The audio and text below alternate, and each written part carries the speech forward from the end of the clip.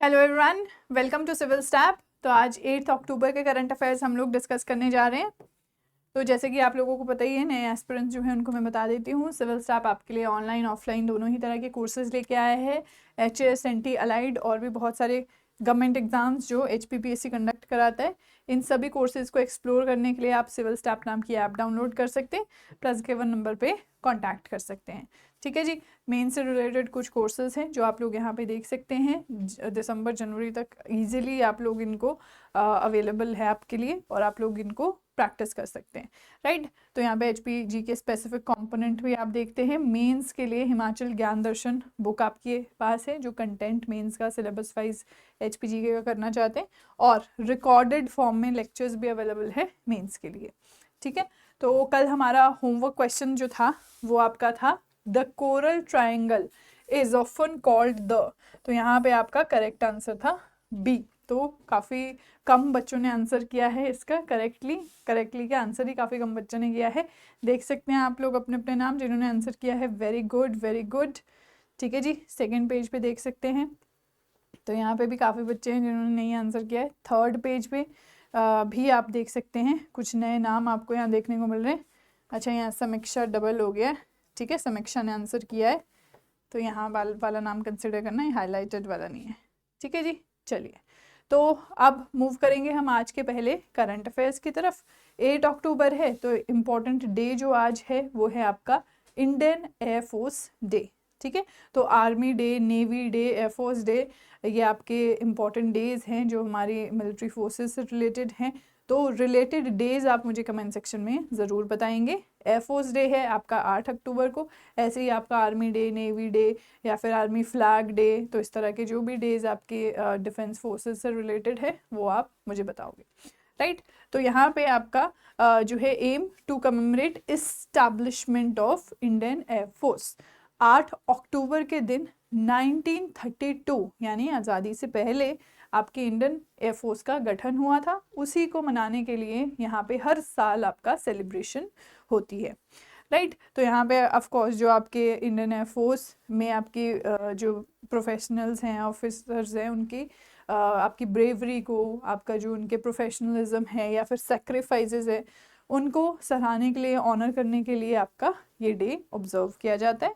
मोटो आपकी Indian air force का है नभ स्पर्शम दीप्तम। ठीक है जी, touch the sky with glory. तो ये आपका भगवत गीता से इसका मोटो जो है वो लिया गया है। ठीक है, चलिए तो नेक्स्ट मूव करते हैं। नेक्स्ट आपका है ISSA अवार्ड 2025। ठीक है जी, तो इंडिया को आपका international social security association award मिला है। ठीक है, तो यहाँ पे social security is the keyword. जब भी हम सोशल सिक्योरिटी वर्ड सुनते हैं तो हमारे दिमाग में बहुत सारी स्कीम्स हैं जो गवर्नमेंट ऑफ इंडिया के द्वारा चलाई गई है, वो आ जानी चाहिए, क्योंकि उन्हीं स्कीम्स के लिए ये इंडिया को अवार्ड दिया गया है by World Social Security Forum. ठीक है, तो ये ध्यान रखेंगे। अब यहाँ पे जो इंडिया का जो सोशल सिक्योरिटी कवरेज है वो 19% था 2015 में इनके हिसाब से, और अब जो उसमें 10 साल में बढ़ोतरी हुई है वो बहुत ही ज़्यादा सराहनीय है। आपका 64.3% जो है 2025 में हुआ है। राइट, तो ये आपका जो इंक्रीज है इसी को आपका ऑनर करने के लिए इन्होंने आपका ये अवार्ड दिया है। तो बेनिफिटिंग 940 मिलियन सिटीजन्स।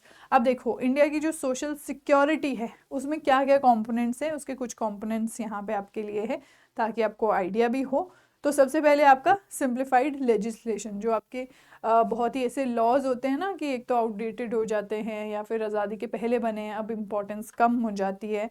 तो इस तरह के लॉज जो हैं या फिर कॉम्प्लिकेटेड लॉज हैं, कोई टैक्सेस से रिलेटेड कुछ, तो वो सिंप्लीफाई किए गए। तो सोशल सिक्योरिटी कोड 2020, तो यहाँ पे 9 लॉज को मर्ज किया गया ताकि जो वर्कर्स की प्रोटेक्शन है वो आपकी सिंप्लीफाई हो सके और उनको प्रोटेक्शन मिल सके। ठीक है जी, तो 9 लॉज को यहाँ पे मर्ज किया गया, मतलब सिंप्लीफाई होगी लेजिस्लेशन, लॉ सिंप्लीफाई हो गया। एक चीज़, दूसरी चीज़ डिजिटल एंड फाइनेंशियल इंक्लूजन। अब इसके जो नाम से ही आपको स्कीम याद आ जाती है, जो है आपकी जनधन योजना। ठीक है, डायरेक्ट बेनिफिट ट्रांसफ़र, जो कि आपके PM किसान निधि सम्मान निधि योजना के अंडर भी डायरेक्ट बेनिफिट ट्रांसफर फार्मर्स को दिया जाता है इस तरह की, ठीक है। एलपीजी में याद रखें हम, तो वहाँ पे आपको ये डीबीटी देखने को मिलता है।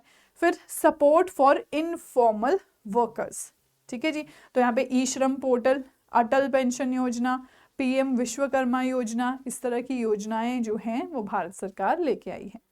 फिर health and food security, Ayushman Bharat, PM गरीब कल्याण योजना, अन्न योजना, राइट। तो ये कुछ स्कीम्स हैं, और भी काफ़ी ज़्यादा स्कीम्स हैं जो आपकी सोशल सिक्योरिटी को इम्प्रूव करती है इन इंडिया, जिसके वजह से हमें ये अवार्ड मिला है, ठीक है। अवार्ड ध्यान में रखेंगे। नेक्स्ट देखिए, नेक्स्ट आपका है कंप्रेसिव एफिक्सिया, ठीक है। तो यहाँ पे देखो, अब अगेन स्टैम्पीड है, डिजास्टर मैनेजमेंट मेंस से भी आप कनेक्ट कर सकते हैं, एग्जाम्पल जो है एग्जाम्पल के तौर पे इसे रख सकते हैं याद। तो तमिलनाडु में आपका ये स्टैम्पीड हुआ है, ठीक है जी। तो यहाँ पे टीवी के रैली में आपका ये स्टैम्पीड हमें देखने को मिला, जहाँ पे 40 से ज़्यादा 41 लोगों की मृत्यु हो गई है, और डॉक्टर्स ने यहाँ पे कहा है कि कंप्रेसिव एफिक्सिया जो है इसका रीज़न है, ठीक है जी। तो यहाँ पे ये अब टर्म जो न्यूज़ में आ गई है, इसका मतलब क्या है।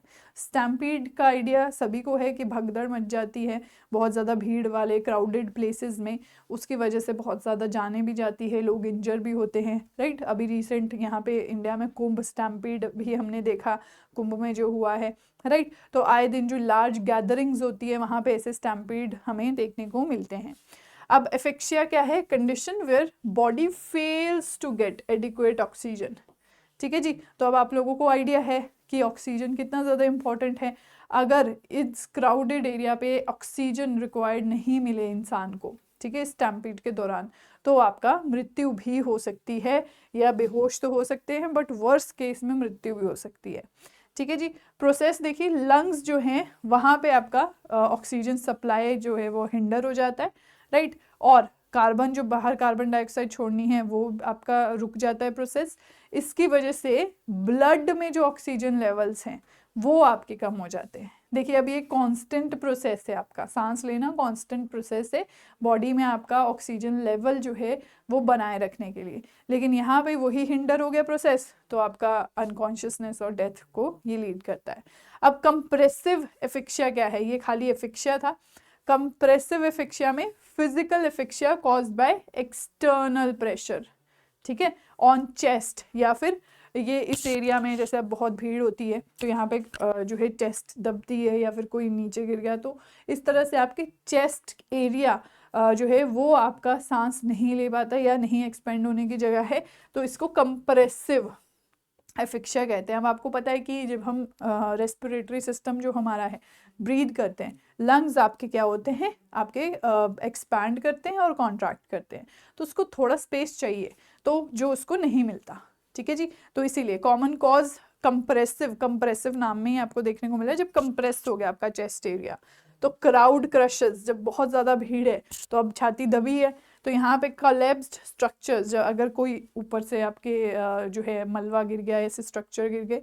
फिर यहाँ पे heavy external weight on chest, ठीक है। तो ये कुछ रीजंस रहते हैं जिसकी वजह से कंप्रेसिव एफिक्सिया होता है, राइट। तो जनरल टर्म्स हैं, आइडिया हमें होना चाहिए। स्टैम्पीड के केस में हमें ये देखने को ज़्यादा मिलता है। नेक्स्ट देखिए, ध्वनि मिसाइल। तो यहाँ पे जो है ध्वनि मिसाइल के लिए डीआरडीओ जो है वो प्रिपेयर कर रहा है, टेस्ट करने जा रहे हैं उसको। ध्वनि मिसाइल किसने बनाई है, पहली बार डीआरडीओ ने ही बनाई है।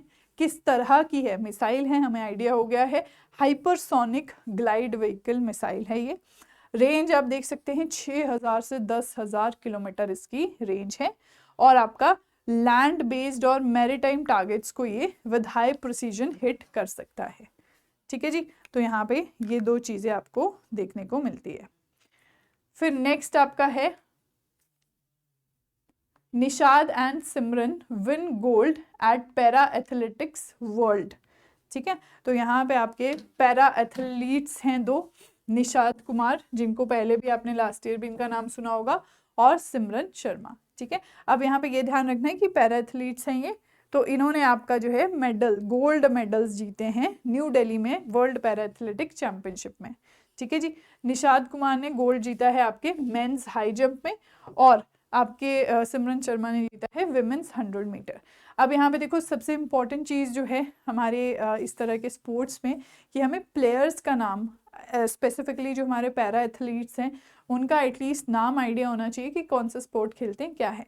डायरेक्ट करंट अफेयर नहीं आएगा ये, ठीक है, बहुत कम चांसेस है इसके डायरेक्टली आने के, बट हाँ यहाँ से आप ये याद रख सकते हो कि पैरा एथलीट्स हैं दो, निषाद कुमार और सिमरन शर्मा। क्योंकि बाद में जब हम देखते हैं ना कि अवार्ड्स मिलते हैं, खेल रत्न अवार्ड मिलता है या फिर अर्जुन अवार्ड मिलते हैं, तो हमें थोड़ा ईजी हो जाता है अगर हम ऐसे नाम देखते रहते हैं बीच बीच में कॉन्टिन्यूटी में, राइट। तो बस ये फ़ायदा है इसका। नेक्स्ट आपका है 150 years of Vande Mataram. Union cabinet ने अनाउंस किया है नेशन वाइड सेलिब्रेशन, ठीक है, क्योंकि इंडिया का नेशनल सॉन्ग है आपका वंदे मातरम, ठीक है जी। तो इसकी 150 ईयर्स पूरे होने पे आपका सेलिब्रेशन वर्ल्ड आपका इंडिया ऑल इंडिया लेवल पे होगा। बंकिम चंद्र चैटर्जी इसके कंपोजर हैं, ठीक है जी, हम हिस्ट्री में भी पढ़ते आ रहे हैं। फर्स्ट पब्लिश्ड इन आनंद मठ, ठीक है, 1882। फिर ये नेशनल सॉन्ग, अब अगेन ये भी हम लोग पॉलिटी में भी पढ़ते हैं, हिस्ट्री में पढ़ते हैं, 24 जनवरी 1950 को इसको नेशनल सॉन्ग का दर्जा दिया गया। और बताएंगे मुझे इस डे पे और क्या हुआ नेशनल सॉन्ग अनाउंसमेंट के साथ साथ। इक्वल स्टेटस इसको नेशनल एंथम के बराबर का स्टेटस दिया गया। सॉन्ग अलग है, नेशनल एंथम अलग है, ये आई होप क्लियर है आप लोगों को। फिर है first recited by Rabindranath Tagore 1896 में एट INC सेशन, ठीक है। तो इंडियन नेशनल कांग्रेस के जो सेशंस होते थे उसमें पहली बार रविंद्रनाथ टैगोर जी ने इसे बोला गाया। थीम है ट्रिब्यूट टू मदर इंडिया, ठीक है जी, करेज है, डिवोशन है, यूनिटी है। अब आप लोग खुद देखिए ये कब बना है आपका, जब आपका जो है आज़ादी की एक मुहिम चल रही थी इंडिया में, फ्रीडम स्ट्रगल चल रहा था, तो इसलिए इसमें आपका पेट्रियोटिक सॉन्ग है, इंडिया मदर इंडिया के लिए आपका बनाया गया है, जो उस टाइम पे लड़ रहे थे, लोगों का करेज डिपिक्ट करने के लिए बनाया गया है, उनको जो है एक कंट्रीब्यूशन जो उनका था उसको ऑनर करने के लिए, ठीक है जी। तो ये आपका जो है सॉन्ग है, इसके बारे में ये कुछ फैक्ट्स हैं जो हमें इम्पॉर्टेंट हिस्ट्री में स्टैटिक में भी याद रखते हैं। नेक्स्ट आपका है साइक्लोन शक्ति। अब यहाँ पे इंडियन मेट्रोलॉजिकल डिपार्टमेंट ने कंफर्म किया है कि साइक्लोन शक्ति जो है वो नॉर्थ ईस्ट अरेबियन सी में फॉर्म हो रहा है, ठीक है। अब यहाँ पे देखो आपको आइडिया होगा कि जो हमारा अरेबियन सी वाला एरिया है उस कोस्ट पे आपके बहुत कम साइक्लोन्स आते हैं, बट आते हैं तो बहुत डिस्ट्रक्टिव आते हैं, ठीक है। तो अभी रिसेंटली आपका जो यहाँ पे वेस्ट कोस्ट में हमारे साइक्लोन आया था, बताएंगे आप लोग मुझे कौन सा था, क्योंकि वेस्ट कोस्ट में बहुत कम साइक्लोन्स आते हैं, ज़्यादातर हमें बे ऑफ बंगाल और ईस्ट कोस्ट पे ही देखने को मिलते हैं, राइट। तो वेस्ट कोस्ट का बताओगे आप, तो ये भी शक्ति भी आपका अरेबियन सी में आपको देखने को मिल रहा है। द्वारका रीजन के 340 किलोमीटर वेस्ट पे फॉर्म हो रहा है ये, और आपका जो है initially west north west direction करेगा ये, ठीक है। फिर ये प्रिडिक्शन है, देखो अभी इसकी मूवमेंट की सारी प्रिडिक्शन है कि कैसे कैसे इस एरिया में आएगा।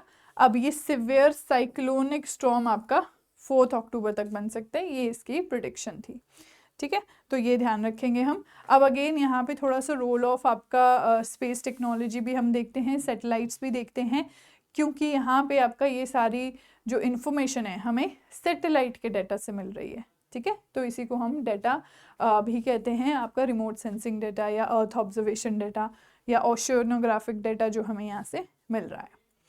नेक्स्ट देखिए, नेक्स्ट आपका है वर्ल्ड ग्रीन इकोनॉमी समिट 2025। तो 11th समिट हुआ है ये दुबई में, ठीक है जी। तो यहाँ पे आपके 30 कंट्री से भी ज़्यादा से आपके 3000 से भी ज़्यादा डेलीगेट्स आए हैं। तो क्यों आपके आए हैं, ग्रीन इकोनॉमी समिट है ये, तो इनोवेशन और ग्लोबल क्लाइमेट चेंज पे यहाँ पे फोकस किया जाएगा और सॉल्यूशंस निकाले जाएंगे। थीम क्या है, innovating for impact, accelerating the future of the green economy, ठीक है जी। फोकस एरियाज यहाँ पे देखो आपका climate technology driven climate solutions निकाले जाएंगे, ठीक है, इनोवेटिव सॉल्यूशन कि कैसे हम टैकल करें क्लाइमेट चेंज को। फिर policy reforms for net zero goal.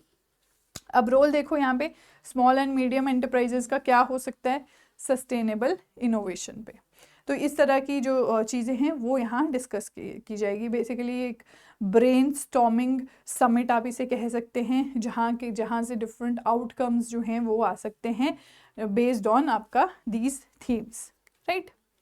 Next आपका है इंस्पायर अवार्ड मानक। अब यूपी ने आपका highest number of student nominations इसमें अचीव किए हैं अंडर इंस्पायर अवार्ड मानक स्कीम, ठीक है जी। तो यहाँ पे 23-24 के लिए यहाँ पे आपके नॉमिनेशंस मांगे गए थे। अब ये अवार्ड कुछ नहीं मिला है, किसी को नहीं मिला है। अभी नॉमिनेशंस की बात की जा रही है कि सबसे ज़्यादा स्टूडेंट्स की जो नॉमिनेशन हुई है वो यूपी से हुई है, राइट। तो यहाँ पे आप देख सकते हो 2,80,000 से ज़्यादा एंट्रीज जो है वो यहाँ पे आई हैं। फिर यहाँ पे इस अवार्ड के बारे में सुनो तो million minds augmenting national aspiration and knowledge, ठीक है, स्टूडेंट बेस्ड है।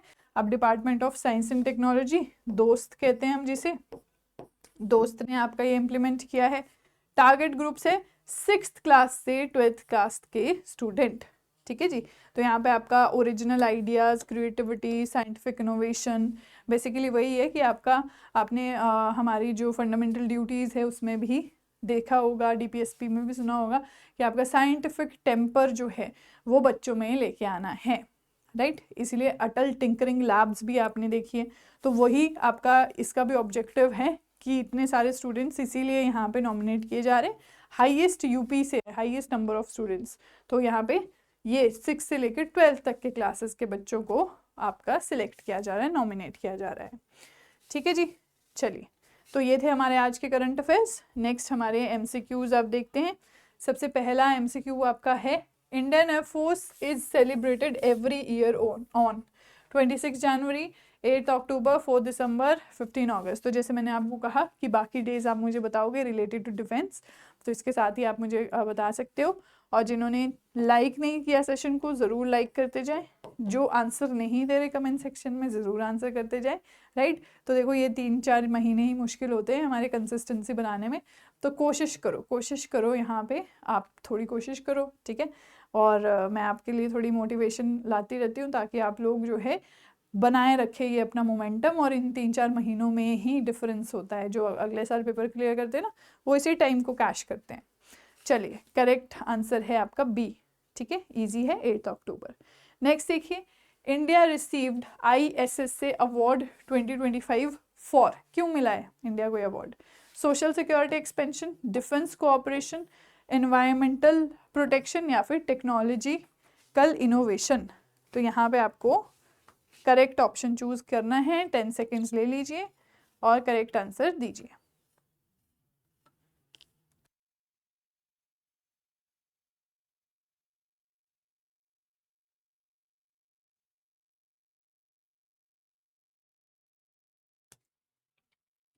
चलिए, तो यहाँ पे करेक्ट आंसर है सोशल सिक्योरिटी एक्सपेंशन, यानी कि ए।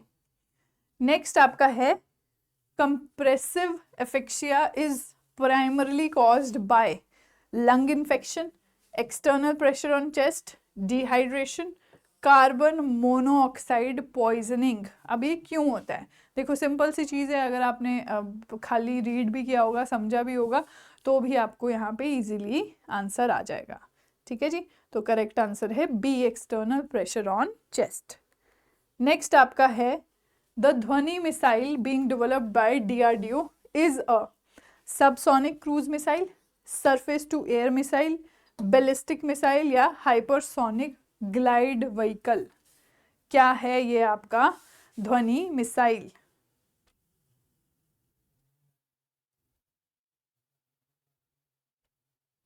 हाँ जी, करेक्ट यहाँ पे है आंसर डी, ठीक है, हाइपरसोनिक ग्लाइड व्हीकल है ये।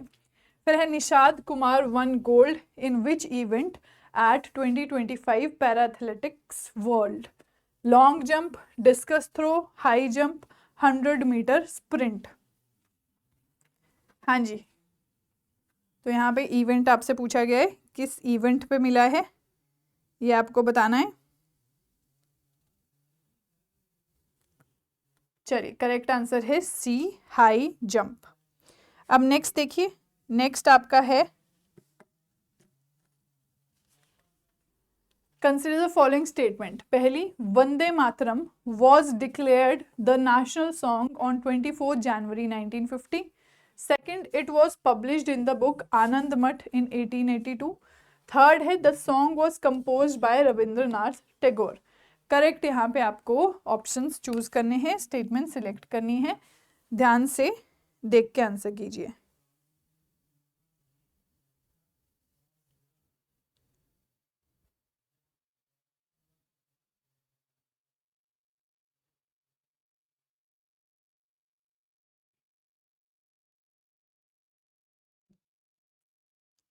चलिए, करेक्ट आंसर यहाँ पे है ए।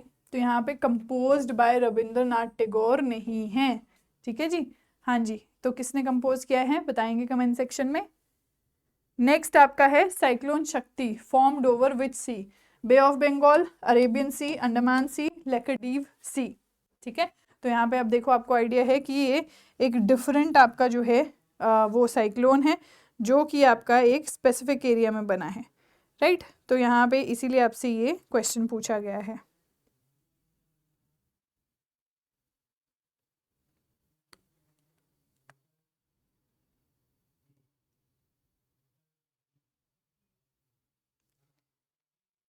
चलिए, तो नेक्स्ट यहाँ पे आप देख सकते हैं आंसर जो है वो है आपका Arabian sea. Next, the state with the highest students nomination under Inspire award MANAK 2023-24 is? कौन सा है? राजस्थान, कर्नाटका, महाराष्ट्र, यूपी। कौन सा स्टेट आपको यहाँ पे देखने को मिल रहा है?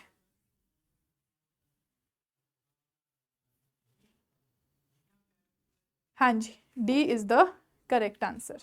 ठीक है जी। नेक्स्ट हमारा होमवर्क क्वेश्चन है जिसका आंसर आप लोग जो है वो कमेंट सेक्शन में करोगे वीडियो एंड होने के बाद, राइट। अब ये मेंस से रिलेटेड कोर्सेज है, आप लोग देख सकते हो।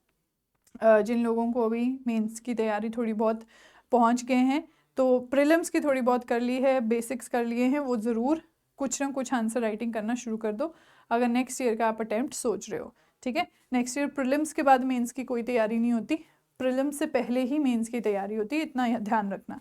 उसके बाद वो 2 महीने कैसे निकल जाते हैं कुछ पता नहीं चलता।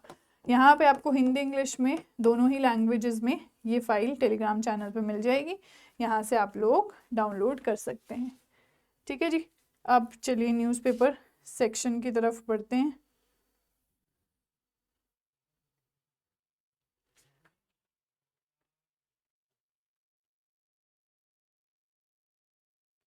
अब देखिए, बहुत इम्पॉर्टेंट करंट अफेयर आज के लिए हमारा है, अगले साल के लिए।